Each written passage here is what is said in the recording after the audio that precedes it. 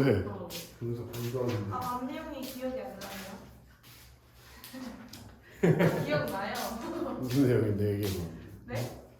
이생이 담담 이야기. 학교에서 이생교장 나갔냐? 했어요. 했나? 많이 나갔어? 네. 거의 다 했어요. 아니 다 했던 것 같은데요? 그럼 이생교장전이 진도의 끝이잖아. 네. 그 다음 뭐 한대? 모르는데요. 아직 2주 정도 남았으니까 시간 좀 있잖아. 그냥 여기까지 하고 더 세부하게 알려주려는 거예요. 좀 알려줘야 돼. 그니까. 그거는 다 쌤들이 다 달아서 한번 막 그. 68쪽이 그러면은 네 시골에서 삼생의 향이 여기까지 했나 보지? 시골에서 삼생의 향이 그렇게 풍겨 나오더니 그동안 오래 떨어져 있던 정을 되살려서 옛 맹세를 저버리지 않겠다고 약속하겠어요. 만약 당신이 아직도 옛 맹세를 잊지 않으셨다면 저는 끝까지 잘해보고 싶어요. 당신도 허락하시는 거지요? 하고 지금 얘가 환신인 상태지, 그치? 죽은 뒤에 살아 돌아온 상태. 그래서 얘가 다시 돌아와가지고 네가 아직도 나랑 그 맹세를 잊지 않았다면 난 귀신이지만 너랑 끝까지 잘해보고 싶대. 너도 허락하는 거지? 하고 지금 물어봤어. 그랬더니 이생 동감처럼 이생이 기쁘고도 감격하여 말했대. 그건 바로 내가 바라던 바요. 그렇게 귀신이 와서 같이 살아도 되냐는데 주은아, 그게 내가 바라던 바라고 했대. 두 사람은 다정하게 마주 앉아 그간의 회포를 풀었다. 그러다가 재산을 얼마나 도적에게 약탈당했는가를 묻자 최씨 똥이자 최씨. 그리고 형광펜 때리자. 조금도 잃지 않았어요. 아무산 아무골짜기에 묻어두었답니다. 거기서 우리 최씨가 다영아 어떤 성격을 가지고 있다는 걸 알 수가 있어. 그 대사에서 거기 써있는 거 모르는데 그 의미요. 밑에 써있잖아. 그래, 여기다 써라. 용의주함. 쓰는 게 아니라 형광펜처럼.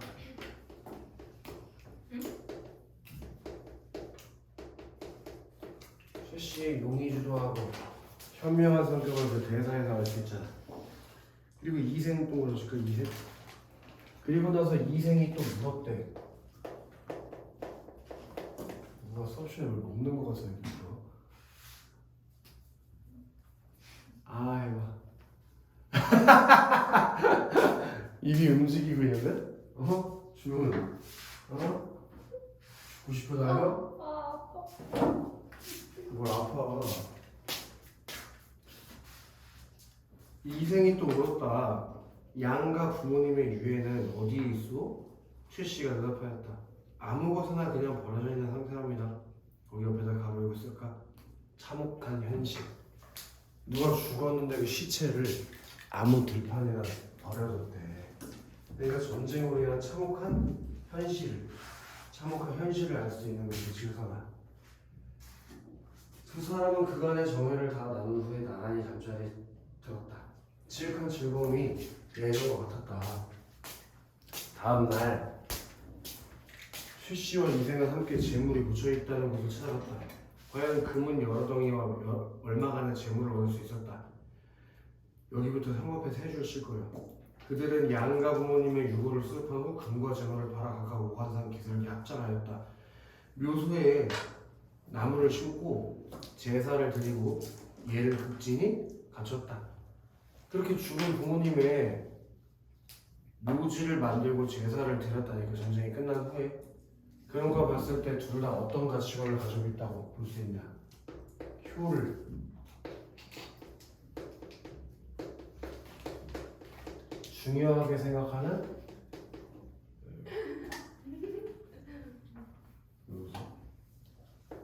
유교적 가치관을 가지고 있다는 걸 확인할 수 있지. 효를. 벌써 눈이 좋네. 멘토스 진짜 그래요. 진짜. 너 여기 만약에 좋잖아? 이 뒤, 옆 같이 주고.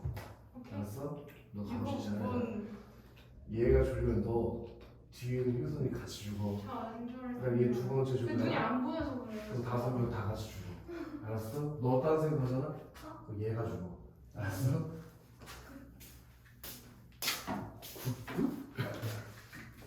그 뒤로 이생은 벼슬을 구하지 않고 최씨와 함께 살았다. 목숨을 구하고자 달아났던 종들도 다시 스스로 돌아왔다.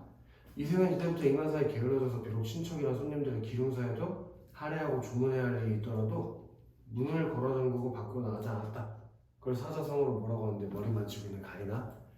쌍용중학교 출신 머리 만지고 있는 가이나 밖에 나가지 않는 걸 사자성어로 뭐라고 하는데? 두문불출. 거기 동그라미 나오니까 두문불출 진짜 이거. 가이나 뭐라고? 두문불출. 그게 문을 걸어달고 밖에 나가지 않는 거 두문불출. 그는 항상 최씨와 더불어 시를 지어주고 받으며 금실 좋게 행복한 시간을 보냈다. 그렇게 몇 년이 흘러갔다. 보기 대모하라 진짜. 어느 날 저녁 그게 갑자기 시간이 지나가면 동그라미 치어요. 장면 전환. 뭔가 장면이 바뀔 때 시간이 슉 흘러. 최 씨가 이생에게 말했대. 그는 밑줄 하십시다. 3번이나 좋은 시절을 만났지만 그 3번이 유정아 언제래? 3번. 응? 3번이나 좋은 시절이 있었대. 그 좋은 시절 3번이 언제? 만난 거. 또 네? 만난 거. 저기 처음에 지나가 편지 주면서 만나고 첫 만남, 그치? 응. 그리고 최 여인의 부모님의 도움을 받아서 결혼하게 되고. 응. 그리고 죽었지만 나중에 다시 만난 거. 한신하게 돼서 다시 만나고, 그치? 응. 그렇게 3번의 좋은 시절을 만났는데 응. 여기까지인데 씨 어디까지 치는 거야 밑줄을. 너 치지도 않았네 심지어. 가히 목 돌리고 싶어? 여기 머리카락 좀 그만 만져. 머리카락 이렇게 꽂아줘? 아 이런 거못 써가지고. 뭐가 묻었어 머리카락? 살. 담배 폈어? 그래서 불 여기를 태운 거야? 좀 탄내가 나는 것 같은데? 여기 이렇게 3번이나 좋은 시절을 만났어. 왜 날 쳐다보지? 3번이나 좋은 시절을, 그치? 근데 세상이란 뜻대로 되지 않고 어그러지기만 하네요. 즐거움이 다하기도 전에 갑자기 슬픈 이별이 닥쳐오니 말이에요. 밑에서 살포시 쓸까? 3번째 이별.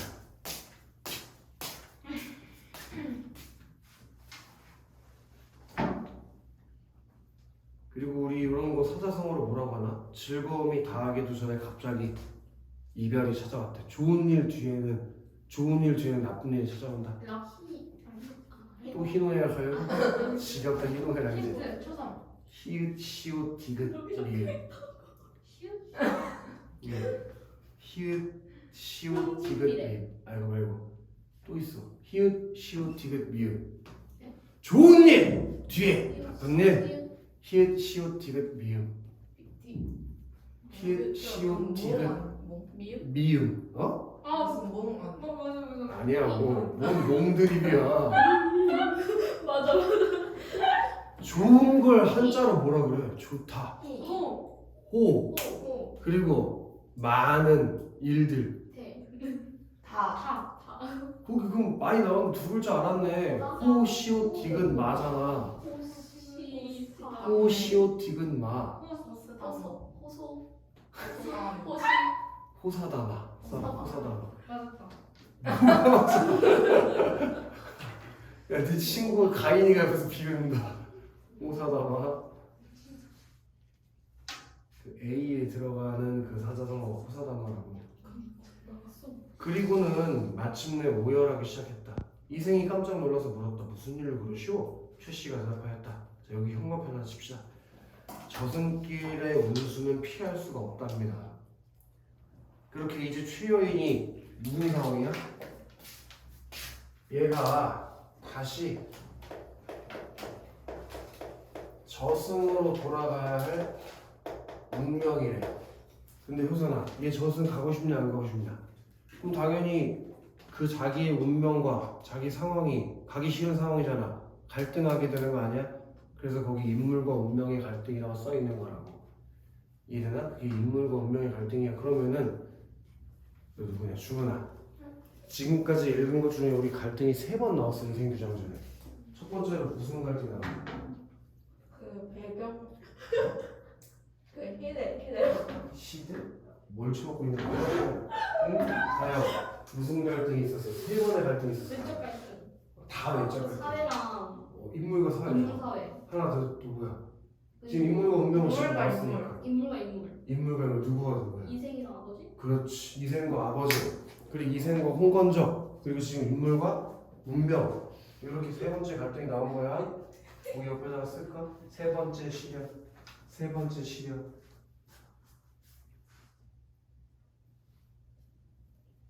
이렇게 세 번째 시련을 맞았어. 이제 헤어지게 됐잖아. 맞지? 하나님께서 저와 당신의 연동이 아직 끝나지 않았고 저희가 아무런 죄악을 저지르지 않았음을 아시고 이 몸을 환생시켜서 당신과 지내면서 잠깐 시름을 잊게 해주신 것이었어요. 근데 하나님이 뭐 잠깐 환생시켜줄 수가 있나? 그러니까 거기가 동그라미 식에 있는 게 전기성. 가인 전기성. 전기성이 뭐야 가인? 비현실적. 그렇지. 너 어떻게 하나님이 환생시켜서 다시 살 수 없잖아. 그게 조그마한 시대가 미줄 박자 이생과 최씨의 환신의 만남의 필연성 구현. 그러니까 얘네들이 왜 만나게 됐다는 거야? 누구 덕분에? 하느님. 그래. 그래서 얘네들이 만날 수밖에 없었다 이거야. 그러나 인간이 세상에 오래 머물면서 한 사람을 미혹시킬 수는 없답니다. 최씨는 신혈을 시켜서 술을 올리게 하고 옥무춘이라는 곡에 맞추어서 노래를 부르면서 이생에게 술을 받았다. 자, 요거 네 줄 있지? 밑에 네 줄 시 있지? 그거 묶어. 시 네 줄 왼쪽으로 이렇게 묶어. 그리고 별표 한 5개 쳐. 이런 거 가인 지난주 선생님이 물어본다고 했던 거 같아. 가인 중간에 소설 중간에 시를 집어넣는 걸 삽입시라고 한다고 배웠잖아. 그것의 기능이 시험에 무조건 나온다고 외우라고 했거든. 6개. 뭐 있었어? 개요? 정서적 기능하고 서사적 기능으로 나눠서 외워야 된다고 했잖아. 기출문제 풀다 보면 나올 텐데 그거. 네. 네 말고 무슨 기능? 일단 정서적 기능 먼저 얘기해봐. 감정 고조? 네가 만들어낸 거? 뭐 있었어 그죠? 얘기해봐. 정서적 기능이 어떤 것들이 있었어? 말해. 이게 6개나 내가 외우라고 했는데 뭐 있었어 저기? 정서를 효과적으로 전달. 그리고 그리고 빠르게 봤네 또. 그리고 왜 위해? 그리고 암시. 암시? 그건 서사적 기능이잖아. 괜찮아. 무거운 죄가 다요. 네? 뭐 있었어? 다 갑자기 얘기해. 여운을 줘요. 그럼 정서를 효과적으로 주고 상황을 압축시켜가지고 그 표현 그 분위기를 만들어요. 오 그거 써. 서사적 기능은. 그 오. 암시 그래 뭐 그거 말고 2개 더 있어. 암시하고 그 압축해가지고 오. 압축해서 압축 압축해서 뭐? 단조로운 파괴. 단조로움 단조로움 회피, 그렇지? 단조로움 피함. 잘했다. 그 6개가 시험에 무조건 나와. 이 아이들 새끼들. 아예 한 번도 읽어보지 않았고 수업 끝나고 나서 그 6개가 무조건 나와. 유정아 무조건 나와. 유정아 여기 이거 너 별표 겁나 쳤을 거라고 이거 시험에 나온다고. 응? 별표도 별로 안 쳤네 이거. 별로 안 쳐져 있는데 저도 방금. 네가 수업을 안 쳤어? 아니 방금 친 거예요. 쳤어 안 쳤어? 쳤어요. 한 별표를 5개는 시험에 쓰는데. 아니 방금 야, 너 진짜 알아? 선생님이 말을 안 하신 거죠? 야, 뭔 소리야? 이거 별별 겁나 쳐야 돼. 얘도 쳐 있잖아. 방금 쳤지. 뭘 방금 쳐 뒤질래? 왜 강요해 애한테? 이거 되게 중요하다고 시험에 나와. 알겠어? 그래서 시험에 나와요. 이거 거기 한번 크게 읽어봐. 정서적 기능이 무슨 기능이 있다고? 인물의 정서를 효과적으로 전달. 상황을 압축적으로 표현해서 분위기 형성. 여운을 줌. 그게 정서적 기능이에요. 따로 공부해야 돼. 네. 그러니까 인물의 내면 심리를 표현하는 기능이 있고 사건을 전개해 나가는 데도 도움을 줘. 그게 서사적 기능인데 그것도 이거. 사건을 압축적으로 보여줌. 사건 전개의 특성을 알려줌. 사건 전개의 단조로움을 피함. 그런 것들. 삽입시의 기능으로 유정아 시험에 나오는 거 나중에 시험에 나오고 나서 후회하지 마. 미리 얘기해 줄 때 공부를 하란 말이야. 오케이. 알겠어? 네. 꼭 시험 보기 전에 외워. 그리고 다시 원래대로 돌아와. 여기가 삽입 노래가 있는 건데 거기다가 가로 하나 이거 다. 창과 방패, 눈에 가득한 싸움터. 그게 뭘 나타내는 거야, 단어? 그럼 이게 이전에 일어난 사건을 뭐 하고 있는 거야? 압축하고 있는 거라고. 홍건적의 난이 예전에 일어났던 일이잖아. 아까 노래의 서사적 기능에 이전에 일어났던 사건을 압축적으로 보여주는 기능이 있기 때문에 이게 그거야. 이해돼? 옥이 부서지고 꽃도 흩날리고 원앙에다가 동그라미 하실래? 원앙? 원앙도 짝을 이뤘네. 그럼 여기서 원앙은 누굴 비유한 거겠어? 최 씨를 비유하고 있죠. 최 씨. 그지? 그리고 자기가 그 짝을 잃게 된 걸 원앙에 빗댄 거니까 객관적 상관물. 그리고 왜 이렇게 잘했어? 객관적 상관물이라고 볼 수 있다고. 알겠어? 네. 그래서 여기 흩어진 해골을 그 누가 묻어주랴? 묻어준 사람이 없어. 그래서 피해 젖어 떠도는 영혼 하소연할 곳 없어라. 거기서 뭐가 드러나? 하소연할 데도 없다는 인물의 내면 심리가. 아까 내면 심리가 효과적으로 드러나는 정서적 기능이 있기 때문에, 그지? 무산선녀가 고당에서 한번 내려온 후, 무산선녀는 누구냐면 짝을 지어주는 사람이라고. 그 깨졌던 거울이 여러 번 갈라지니 가면을 닫자. 깨졌던 거울이 거듭 갈라지니. 그게 여러 차례의 이별, 여러 번 이 비별했던 사건을 얘기해 준 거라고. 그래서 밑줄 시작. 마음만 쓰려라. 그 마음만 쓰는 게 얘에 뭘 드러내는 거예요? 정서를. 아까 내면 심리를 효과적으로 사용했다고 했지? 자, 이제 한 번 이별하면 두 사이가 아득하대. 그럼 이제 이번에 이별하면 다시 만날 수 있다고 돼. 없어요. 그게 뒤에 일어날 일을 암시하는 거라고. 암시. 이해돼? 그래서 하늘과 인간 사이에 소식마저 막히리라고 거리감 동그라미 치고 안타까운 동그라미 치란 말이지. 그래서 요 삽입시가 밑에 조그마한 것이 초록색깔 난리를 만나 죽음을 맞이한 자기 신세에 대한 서글픔, 기약 없는 이별에 대한 안타까움 같은 인물의 정서를 내면 심리를 효과적으로 전달해주는 효과가 있다 이걸. 그게 시험에 나올 확률이 아주 높다고 알아야 돼요. 인물의 정서를 절실하게 전달하고 비극적인 정서를 분위기를 고조시킨다. 알겠어요? 알겠어요? 응? 네네네. 또 뭐 먹고 있었어? 아니요. 다음 장 봅시다. 뭐라고? 너무 힘들어. 주현이 네가 이상한 얘기해서 영상에 이상한 소리 들어오잖아. 멍이 왜 들어 가만히 있는데. 그리고 부모님한테도 보여드려야 되는 거 아니에요? 부모님 좋아하시지. 주현이가 자꾸 딴 생각해가지고. 저딴 생각 안 했어.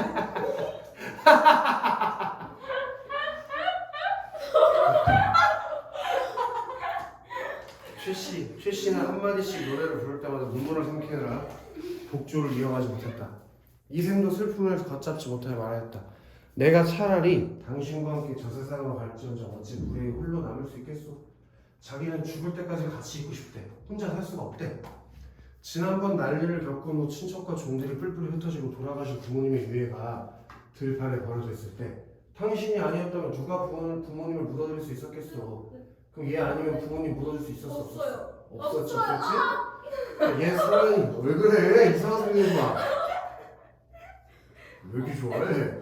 얘 성현이 말씀하시기를 어버이가 살아계실 때는 예로 섬기고 돌아가신 후에는 장사로서 지내한다고 했는데 당신의 천성이 효성스럽고 인정이 두터웠기 때문에 이런 일을 다 처리할 수 있었던 것이고 그렇게 얘가 있어서 부모님 장사를 지내줄 수 있었다고 고마움에다 또 하셨네. 고마움. 이 대사에서 이생이 최 씨한테 말하는 거야? 이생이 최 씨한테 뭐라고 말했지? 자식의 도리를 해줄 수 있어서 있게 해줘서 고맙다고 하죠. 고마워. 당신의 정성에 너무도 감격하지만 한편으로 나 자신에 대한 부끄러움을 참을 길이 없어. 왜? 자기는 전쟁했을 때 엄마 아빠가 버리고 도망갔잖아. 그런 부끄러움을 참을 길이 없대. 부디 그들은 인간 세상에 더 오래 머물다가 100년 후에 나와 함께 흙으로 돌아가시고요. 라고 이생이 최 씨를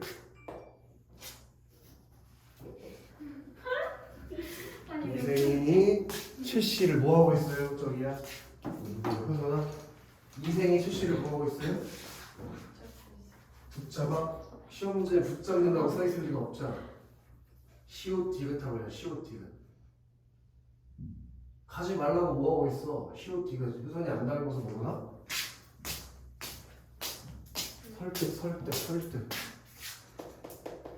설득하는 말하기를 하고 있는 거지. 그랬더니 최 씨가 말했대. 당신의 목숨은 아직도 한참이라도 남았지만 저는 이미 귀신의 명부에 이름이 실렸으니 이곳에 더 오래 머무를 수 없답니다. 여기 밑줄 하나 칠 거예요. 세 줄을 칠 거거든요. 만약 굳이 제가 인간 세상에 그리워 미련을 두고 운명의 법도를 어기게 된다면 단지 저에게만 죄가 미치는 게 아니라 당신에게도 누를 끼치게 될 거예요. 그럼 그 얘기는 얘가 이제 그 설득 내용 제안에 거절할 거라는 건데 그 거절의 이유를 잘 봐. 다시 읽어봐. 만약에 내가 인간 세상을 그리워해서 미련을 두어서 운명의 법도를 어기면 죄가 나가 아니라 너한테도 미칠 거야. 그럼 자기가 저승으로 돌아가는 이유가 자기 때문이 아니라 누구 때문이라고. 이생 너 때문에 돌아가는 거라고. 이해됐냐? 그럼 그 밑줄 친 거 밑에 쓰자. 지극한 사랑. 그 이생에 대한 지극한 사랑이 느껴지는 거지. 이해되나? 다만 제 유해, 제 시체가 아무 곳에 흩어져 있으니 만약 은혜를 베풀어 주시려면 그것이나 거두어 비바람과 햇볕 아래 그냥 나뒹굴지 않게 해주세요 라고 거절 후에 부탁을 하나 한 거야. 내 시체가 지금 들판에 그냥 버려져 있으니까 그걸로 무덤 하나 만들어달라고, 장사를 지내달라고. 두 사람은 서로 바라보며 눈물만 줄줄 흘렸다. 서방님 부디 몸 건강하세요. 현관빛 시차. 말을 마친 최 씨가 자취가 점점 희미해지더니 마침내 흔적도 없이 사라져버렸다. 너 이따 집에 갈 때 흔적도 없이 사라질 수 있어? 아니면 내가 지금 흔적도 없이 사라지게 해줘? 그러면 안 되잖아. 이게 무슨 성이라고? 비현실성, 전기성, 그지? 어떻게 이런 일이 있어? 너 죽음이 가능해 이거? 당연히 불가능하지. 그게 무슨 사건이라고 죽음? 전기적 사건. 그렇게 둘이서 뭐 하게 됐냐? 이별. 그지? 이생은 그녀의 유고를 거두어 부모님 무덤 곁에 묻어주었대. 그럼 얘가 부탁한 거 들어줬어? 안 들어줬어? 들어준 거지, 그치? 이생도 최 씨의 추억을 생각하다 병원을 얻어서 몇 달 만에 세상을 떠나고 말았다. 옆에다 살포시 쓰자. 비극적 결말. 우리 일반적으로 해서 고전소설은 무슨 결말을 취한다고 했어? 근데 얘는 무슨 결말을 취한 걸까? 그 비극적 결말에 별표도 칠래? 이상하지 않아? 아니, 분명히 고전소설은 행복한 결말을 맞이한다고 했는데 이 소설은 왜 비극적 결말을 취했냐 이거야. 그런 이유가 있어. 그게 시험에 많이 출제되거든. 가능을 쓸 거야. 부당한 현실에 저항. 부당한 현실에 저항. 뭐라고? 뭐라고? 부당한 현실. 어디다 쓰는 거야? 비극적 결말 옆에다 쓰라니까. 봐봐. 현실에서는 이 사랑이라는 게 이루어질 수가 없어. 왜냐면 지금 이 김시득이 살고 있는 현실이 부당하거든. 그래서 그거에 저항하기 위해서 결말을 행복하게 안 쓰고 비극적으로 썼다는 거예요. 김시득이 이 소설을 쓴 것도 세조일파에게 쫓겨난 그 단종을 위해서 쓴 마음이 있거든. 현실 세계에 저항하는 목적으로. 이해돼? 그래서 결국에 이들이 사랑이 이루어지냐 안 이루어지냐 가요. 안 이루어져. 그렇지. 그리고 여기 현관편 마지막 두 줄 현관편 시작. 이 이야기를 들은 사람마다 애처로하며 그들의 저리를 상호하지 않는 게 없었다. 라고 무슨 수법으로 끝냈냐면 내놓치죠. 설화적. 그런 설화적 수법을 써가지고 여운에다가 또 넣으시는 거야. 여운을 주는 효과로 결과를 마무리했고 오른쪽이 핵심 문제 별표 3개 치고 있어. 이 소설은 유교, 도교, 불교의 3가지 사상이 다 통합되어 있어. 유불선 통합 사상이라고 해. 예를 들면 유교적인 내용들은 어떤 내용이냐면 중아 그 최 씨가 있잖아. 홍건적의 난 때 홍건적이 얘를 겁탈하려고 할 때 어떻게 했냐? 자기가 이리한테 잡혀가는 한이 있어도 나는 정절을 지키겠다. 맞긴 맞는데 길게 얘기하네. 지조와 정절을 지키겠다고 다짐하잖아, 그지? 그 여자가 지조와 절개를 지키는 것. 그리고 효선아, 이생이 아빠가 너 공부 안 할 거면 물질로 내려가 했더니 거절하니 아빠 말 잘 들어. 잘 듣잖아. 그리고 아빠가 죽고 자기 부모님 다 돌아가시고 최씨 부모님 돌아가셨을 때 걔네 부모님 해골은 어디냐고 물어봐서 잘 장사 치러주잖아. 그럼 이생은 어떤 걸 중요하게 생각하는 사람이니? 중에서?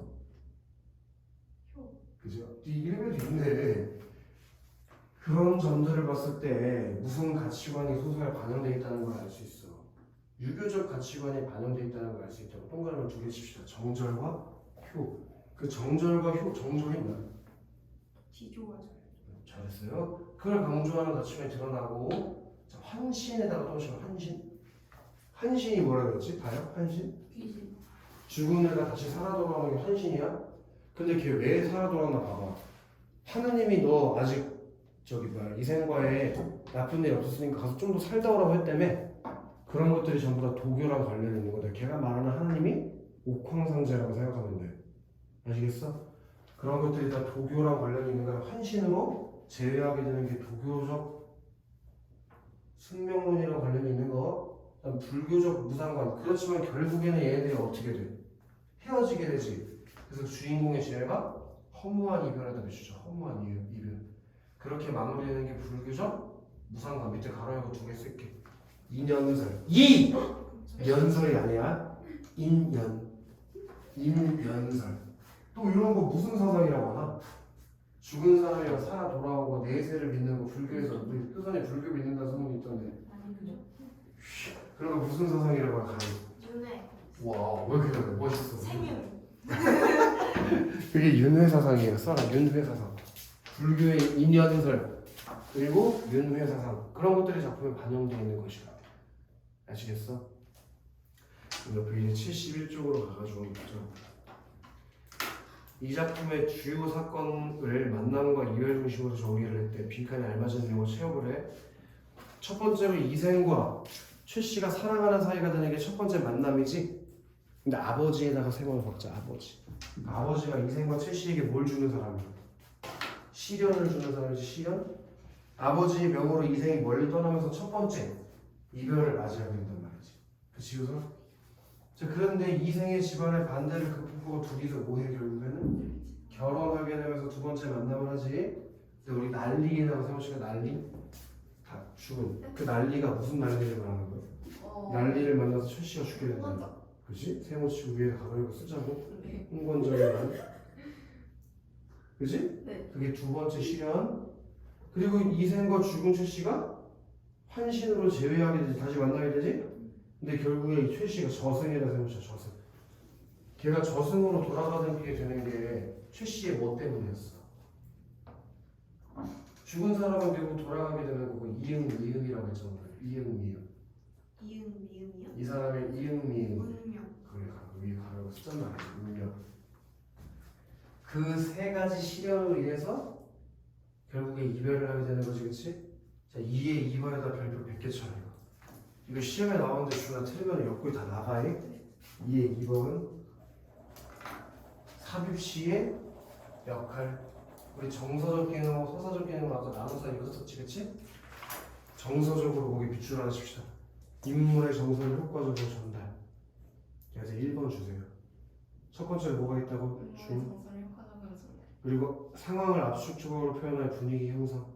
걔한테 2번 주고. 아까 3개 있지 않았어? 네. 그럼 하나 더 있겠지? 네. 쓰자. 독자에게 여운을 주고. 걔한테 3번 주면 된다고. 독자에게 여운을 주고. 무엇이 효서나? 소설에 노래를 삽입해서 시와 노래를 삽입해서 얻는 정서적 기능이요. 정서를 효과적으로 전달하고 상황을 압축적으로 표현해서 분위기를 형성하고 독자에게 여운을 주는 것. 그리고 서사적으로 봤을 때 또 비추십시다. 이전 사건을 압축적으로 보여줌까지.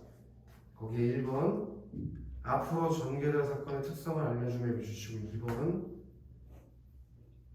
산문의 원문을 삽입하여 사건 전개의 단조름을 피하게 한다에 3번. 그렇게 정서적 기능 3개, 서사적 기능이 3개 나온단 말이야. 근데 이걸 왜 이렇게 따로 외우냐면 유영아, 문제 풀 때 답을 이렇게 나눠서 쓰라고 할 때가 있어. 정서적 기능만 쓰라고 할 수도 있고 서사적 기능만 쓰라고 할 수도 있다고. 따로 공부해야 돼. 어떤 게 정서적 기능이고 어떤 게 서사적 기능인지 알아야 돼. 따로따로. 알겠지 유정아? 꼭 따로따로 알아야 돼. 그 지식 플러스 부인이 다양한 이생규정 전의 사건 전개 방식의 효과. 그거 우리 다양하게 읽어보자. 이 작품은 사건 전개에 있어 주인공들의 만남과 시험 및 이별이 거듭되는 복합구성의 영상을 보이고 있다. 주인공들 사이에 일어나는 세 번의 시련은 이생 부모의 반대, 최 씨의 죽음, 이생과 최 씨의 영원한 이별이다. 미중에서 이생 부모의 반대는 두 사람의 지극한 사랑으로 해결되지만 최 씨의 죽음은 사람으로서는 어찌할 수 없는 절망적인 상황이다. 그러나 금시습은 고유의 설화에서 볼 수 있는 명언 즉 산 사람과 죽은 사람 사이의 사랑과 결혼이라는 화소를 사용하여 현실의 시연 속에서도 빛을 발하는 환상적이고 애절한 사랑 이야기를 엮어냈다. 거기 네모하나 시켜 명훈. 명훈이라는 단어 지금 머리에 가야 돼. 명훈. 명훈. 유정이 알려줘 명훈. 알았어? 명훈이 뭐야? 산 사람과 죽은 사람 사이에 사랑과 결혼을 대비해주자. 산 사람과 죽은 사이에 사람 사이에 사랑과 결혼. 그런 소설들이 우리 이생교장 말고도 많이 있어. 그런 걸 화소 모티프라고 한다고 했지? 그래서 현실의 시연 속에서도 빛을 발하는 환상적이고 애절한 사랑 이야기를 엮었다.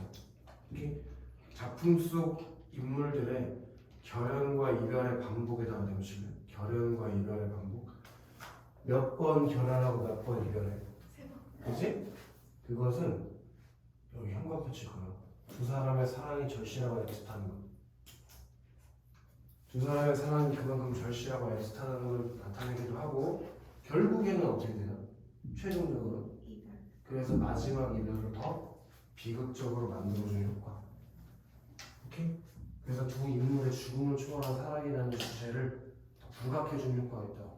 만남과 이별의 반복이야. 그래서 이것은 지금 분명히 졸려는데 아니야? 우사? 아니 누구? 사실 안 틀려요. 56. 그래. 누구? 앞에서 비우는데 유정이가? 목표 3번 가죠. 다음 상황에서 보여주는 이생과 최씨의 대응 방식을 바탕으로 인물의 성격을 파악해보자. 이생은 아빠가 울증으로 내려가라고 하니까 그냥 내려가잖아. 그지? 그리고 도망가잖아. 난리가 나서 도적한테 쫓길 때 혼자 도망가잖아. 그런 걸 봤을 때 동그라미 2개 때리죠. 소극적이고 유약함. 이생이 어떤 성격이라고? 소극적이고 유약함. 근데 최씨는 부모님께 자기의 입장을 밝히고 설득해서 사랑을 성취해내고 난리를 겪을 때 목숨을 바쳐서 절개를 지켜내지. 그런 점을 봤을 때 적극적이다, 강인하다, 그런 성격을 찾아낼 수 있다는 거지. 목표 4번으로 가자고. 이 작품의 작가인 김시습에 관한 내용이다. 이를 참고하여 작가가 최씨를 통해서 말하고자 하는 말을 추측해보자 해. 보기 첫 번째 거 유정하려고 말. 50대 이미 신동이라는 소문이 국왕인 세종에게까지 알려졌으며 세종에게서 장래에 크게 쓰겠다는 전지를 받았다. 그럼 세종대왕의 총애를 받은 사람이지? 그리고 두 번째 거. 21세 때 수양대군이 단종을 몰아내고 읽어요. 왕권을 잡았다는 소식을 듣고 그 길로 보던 책을 불사르고 승려가 되어 전국을 방랑하였다. 여기부터 이제 시험 문제 나오니까 잘 들어야 돼. 김시습은 어려서부터 뛰어난 능력을 가지고 있었지만 수양대군이 단종을 몰아내고 왕위를 찬탈하자 불의한 세상에 타협하지 않고 스스로 소외된 삶을 선택했대. 작가는 난관 속에서도 여기 언급해준 대로 이생에 대한 사랑을 놓지 않는 최씨의 모습을 통해 단종에 대한 충성을 지키겠다는 의지. 그러니까 최씨가 누구와 대응되는 사람이라고? 자기 자신이랑 대응되는 사람이라고. 최씨도 죽어서도 계속 이생을 따르려는 의지를 드러내잖아. 그런 것처럼 자기도 죽어서도 단종을 따르겠다는 의지를 드러내기 위해서 이 소설을 썼다 이거야. 이해되고서 거기가 되게 중요한 지점에 시험 문제 나와. 이거는 자, 한편 죽음을 초월하여 만남을 이어간다는 설정에다가 또 형광 붙일 거야. 죽음을 초월하여 만남을 이어간다는 설정. 언제 죽음을 초월해서 만났냐? 그거잖아. 죽었을 때. 죽어서 다시 뭘로 돌아왔을 때. 한신을. 그걸 통해서 형광 붙일 거예요. 자신의 이상을 실현시킬 수 없는 현실적 고뇌를 환상적, 초현실적 시공을 통해서 예술적으로 승화. 그렇게 현실에서는 자기 꿈을 이뤄낼 수가 있어 없어? 그런 꿈을 이루기 위해서 뭐가 필요하다고? 초현실적인, 비현실적인 곳이 필요하다는 얘기를 담고 싶어서 이런 소설을 썼다 이거야. 오케이? 근데 결국에는 무슨 결말을 맞이하게 돼? 그게 그 부정한, 부당한 현실에게 저항하기 위해서 비극적 결말을 취했다는 거야. 이해되나? 다음 점 보자. 도깨비 신혼 실수는 안 할 거야. 그거 말고 밑에 지식 플러스에 이생사형전의 주제라고 나와 있는 거 보이니? 그걸 볼 건데 이 작품의 전반부에다가 내놓을게. 전반부 가인? 요 이생규장전은 전반부랑 후반부로 크게 두 가지로 구성을 나눌 수가 있어요. 그러면은 다영아, 전반부 후반부로 나누려면 나누는 기준이 있어야 될 거 아니야. 뭐가 기준이 되냐면 홍건적의 난으로 인해서 최여인이 죽은 사건. 그러니까 죽기 전, 죽은 후 이렇게 두 가지로 나눠서 전반부와 후반부로 나뉘어. 알겠어, 주은? 자, 그때 전반부는 엄격한 유교적 질서 안에서 남녀가 자유연애를 하다고 마침내 부모의 승낙을 받아 혼인에 이르겠다는 내용을 담고 있대. 그러나 이런 낭만적 사랑이 이 작품의 전부는 아니래. 이 작품에서 가장 심각한 문제로 등장하는 게 최씨의 죽음으로 인한 가정적 파멸과 불행이기 때문이래. 작가는 이 문제를 환상적인 재회의 이야기로서 해결했대. 즉 삶과 죽음의 세계를 가르는 법은 엄연한 것이지만 두 사람 사이에 깊은 사랑으로 인해 최씨는 환신이 되어 다시 이 생을 찾아왔대. 이 작품은 여기부터 현관문 때릴 건데 인간의 간절한 소망과 사랑은 죽음과 같은 절대적 장벽을 넘어서 이어질 수 있음을 보여주고 있는 것이다. 그런 점을 봤을 때 여기도 현관문 치자로 주제가 삶과 죽음의 경계를 넘어선 간절한 소망과 사랑이라고 얘기할 수 있대. 그렇게 삶과 죽음의 경계를, 죽음을 초월한 남녀의 사랑, 그게 이 작품의 주제라고 생각했을 때. 유정아. 네? 거기 위에 금오신화라고 써있는 거 보이나 위에? 유정이 금오신화가 뭐였나? 지난주에 배웠던 것 같아. 금오신화가 뭐였어? 또 이것도 안 배웠다고 하진 않겠어요? 양심적으로. 저번 주에요? 저번 주 금요일에 확실히 배웠어. 너 필기 됐을 걸 앞에. 금오시나. 유정이 어깨 많이 아프겠다. 어이구. 가인 금오신화가 뭐였어? 우리나라 오. 최초의 소설. 그래. 그 금오신화 속에 뭐가 수록되어 있다고? 소설. 5개의 작품에 수록되어 있다니까. 저는 이거 읽었어요. 남양부주지? 학교에서 프린트 줬어? 아니요. 그 수행평가 책이 이거여서. 뭐야 씨. 만국사적 포기 이생교장전 취후박정기 남양부주지 용궁구열록 이렇게 5작품에 수록되어 있다고 했잖아. 그럼 뭔가 그래서 한 사람이 쓴 거고 한 소설책 내부에 5개의 소설이 들어가 있다는 건 비슷한 점이 있지 않겠나? 그지? 이 5작품 전부 다 비현실적인 사건들을 다루고 있다는 공통점이 있어. 오케이? 이건 학교에서 나중에 배우면 좀 더 자세하게 보긴 할게. 옛날에 그때 얘기해 주지 않았나? 중앙고 시험 문제 내고 5작품 하나씩 쓰라는 문제가 나왔다니까. 제목을 5점짜리로. 그래서 하나 못 쓰면 1점씩 깎이는 거야. 뭔 말인지 알아? 그러니까 한번 읽어봐. 시험 보기 전에 혹시 모르니까. 근데 거기는 쌤이 이걸 다 알려준 거 아니에요? 그랬던 것 같아. 너희도 학교에서 알려줬을 수도 있잖아. 내가 못 들어볼 수도 있잖아. 안 알려줬어? 수업 시간에 뭐 하나?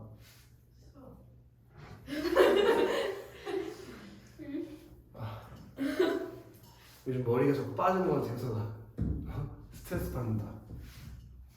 73초 정도. 주원아! 졸려? 파이팅 해야겠구나 주원아.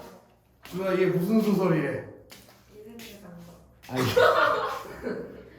뭐? 그 한문 소설. 야 잘 생각해. 이거 니네가 한글로 읽고 있다고 해서 한글로 쓴 게 아니야. 원문은 한문으로 쓴 거. 한문. 그리고 전기 소설에다 별 붙여라. 소설 근데 그 전기가 일렉트로닉이 아니라고 했잖아. 그 전기가 뭐였냐? 비현실 내용을 다루고 있는 전기 소설. 그럼 가인아, 이 소설에서 다루고 있는 비현실적인 사건이 뭐가 있었냐? 환생한 거. 그치, 죽은 최여인이 환신한 것, 그치? 그래서 옆에 하나 더 쓰자. 니네 시험 문제 옛날에 나온 적이 있는데 명혼 소설이라고 쓸래? 명혼 소설? 아까 명혼 오늘 읽었잖아. 죽은 애가 살아 돌아와서 사랑을 나누는 거. 그런 걸 명혼 소설이라고 해. 명혼 소설이. 그래서 성격이 전기적. 그리고 비극적인 성격은 왜 있지? 비교적 그래. 그리고 환상적. 이거는 전기적이랑 같이 가는 거겠지. 그럼 다영아, 주제가 뭘 초월한 남녀 간의 애절한 사랑이겠냐? 그래, 죽음을 초월한 남녀 간의 애절한 상황이겠지. 그럼 특징에서 있잖아. 무슨적이고 신비로운 내용을 다뤄. 비현실적이고 신비로운 내용을 다루겠지? 그리고 네모 하나 치자. 만남과 이별을 반복. 만남과 이별을 반복. 그렇게 유정아? 만남과 이별이 몇 번 반복되지? 3번. 그치? 그게 여러 번 반복돼서 무슨 효과가 있다고 했지? 죽음을 초월한 지극한 사랑이 주제가 강조되는 효과가 있대서 주제가 강조되는 효과 알겠어? 그냥 작품에 뭘 삽입했지? 시를 삽입해서 흉과표 하나 떼자. 등장인물의 심리를 효과적으로 전달. 우리 효선이는 명의복습했을 거야. 그래서 오늘도 한 3번 했다. 자, 삽입시의 정서적 기능 다 얘기해봐. 왜? 알아서 그래. 서사부터 해봐. 어려워. 오. 오. 그리고 정서적 그 3개 남았잖아. 뭘 웃어 빨리 얘기해. 압축 또 얘기해. 아까 했잖아 압축을. 정서적 기능에? 네. 압축 뒤에 다른 게 있을 텐데. 상황을 표현적으로 압축적으로 표현하는 그럼 뭐가 틀려? 서사에서는 틀렸구만. 암시를 얘기하는구만. 암시했는데 서사에도 압축 있어요. 그래? 사건 압축할 거예요. 미안해. 더 얘기해봐. 아직 2개 남았잖아. 2개나? 3개 있으니까 하나밖에 말했으면 2개 남은 거지. 그 낭만적인 분위기를 만들어준다면 분위기를 형성한다면 또 이게 제일 중요한 건데 인물의 정서를 효과적으로 표현해주는 효과가 있대. 그게 정서적 기능에서 제일 중요한 거 아니야? 그게 등장인물의 심리를 효과적. 그 다음 주까지 꼭 외워야 되는 건 네. 작품에 짜이면 됐고 여기다가 있잖아. 밑에 필기를 좀 할 거거든. 이 소설이 전기 소설이라고 했잖아.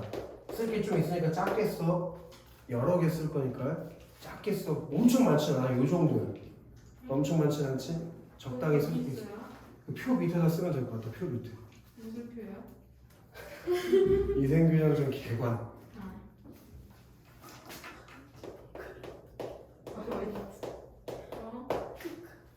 준. 얘 전기 소설이라며. 전기 소설이 비현실적인 사건을 다루는 소설이라며 맞지? 그런 전기 소설들이 가지고 있는 공통적인 특징이 있어. 알겠어? 첫 번째로 뭐가 있냐면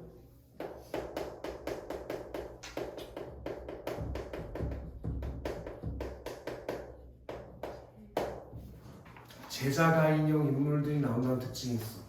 그리고 이 작품의 주인공인 최 씨랑 그리고 이생 둘 다 제자가인형 인물로 등장하잖아.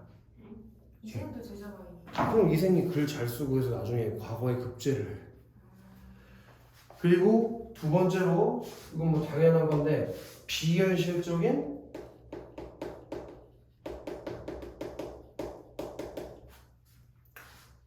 상황과 사건들이 나오는 거지. 그리고 마지막으로 한문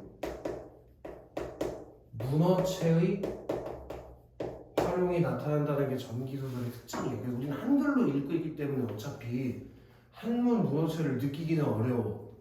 근데 원래 한문으로 써 있을 때는 한문 문어체가 느끼. 문어체가 글로 쓰는 체를 말하는 거야.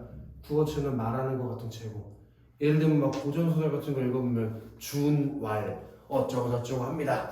그럼 옆에서 다영왈 어쩌고 저쩌고 합니다. 그렇게 써 있잖아. 그런 것들이 문어체인 거야. 누가 말할 때 내가 지금부터 말해볼게. 자 이거야 이렇게 말하는 사람 없잖아. 그건 글 쓰는 툴인 거지. 이해돼? 그리고 최여인의 최씨하자 우리 소설에 최씨로 돼 있으니까 최씨의 환생이 갖는 의미에 대해서 이해를 표현했다. 최씨가 죽었다가 다시 살아나게 되잖아. 그런 장치를 작가가 무슨 의도를 가지고 넣었을 거 아니야. 그지? 그게 나는 이생과의 사랑을 다시 성취하기 위한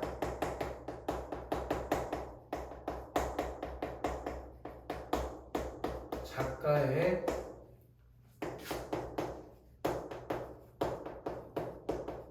의도적인 장치라는 의미가 하나 있고, 두 번째가 아주 중요한데 죽음도 갈라놓을 수 없는 사랑을 통해서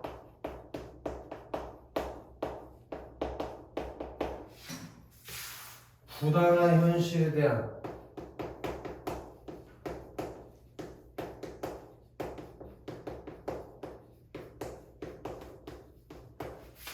저항 의지를, 부당한 현실에 대한 저항 의지를 다루고 있다는 것, 그것을 꼭 이해해 줘야 돼요. 다요.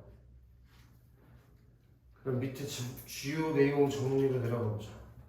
전반부는 이생과 최씨의 만남과 이별, 혼인으로 이루어져 있고, 이거는 무슨 세계에서 일어나는 거예요, 다요? 현실 세계를 배경으로 한 자유연애를 다루고 있는 거겠지?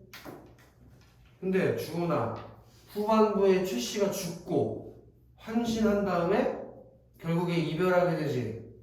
그건 주은아, 초월적 세계를 배경으로 한 임금과 영혼의 사랑을 의미하는 건데, 그런 전반부 후반부 내용을 통해서 둘이 죽음을 초월한 사랑을 하게 된다는 주제를 다루겠지.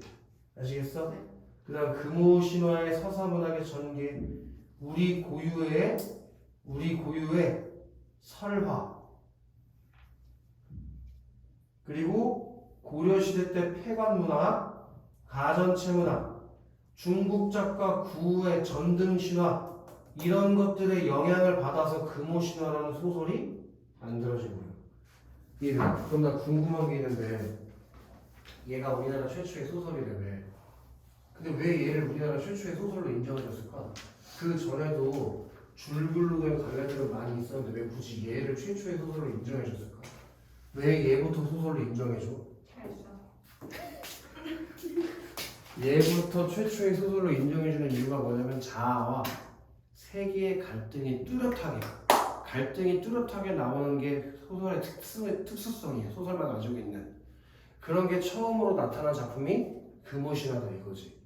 그래서 밑에 써라. 금오신화 밑에 자아와 세계의 뚜렷한 갈등, 자아와 세계의 뚜렷한 갈등, 그런 것들을 보여주기 때문에 얘를 효성아